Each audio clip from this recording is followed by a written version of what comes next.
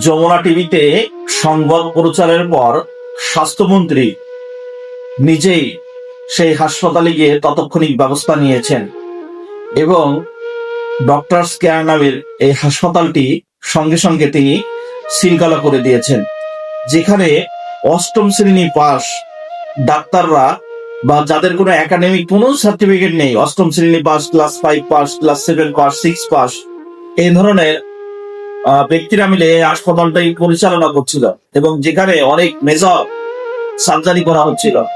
তো যমুনা টিভিতে এটা প্রচারিত হওয়ার পর স্বাস্থ্যমন্ত্রী সাথে সাথে অ্যাকশন নিয়েছেন, এজন্য স্বাস্থ্যমন্ত্রীকে ধন্যবাদ জানাই। শুধু ডক্টরস কেয়ার হাসপাতাল নয়, এ ধরনের বহু হাসপাতাল ছাতার মতো ছড়িয়ে রয়েছে যেখানে আসলে কোনো ডাক্তার নেই, দালাল চক্র এবং এ ধরনের অসাধু মানুষদের দিয়েই এই সকল হাসপাতাল পরিচালনা হচ্ছে।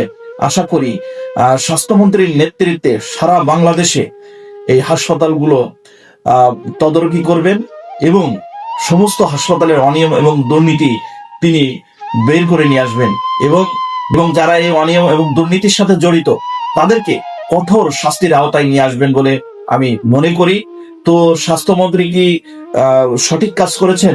যদি সঠিক কাজ করে থাকেন অবশ্যই কমেন্ট বক্সে আপনারা জানাবেন আপনাদের বিষয়টি কেমন লেগেছে।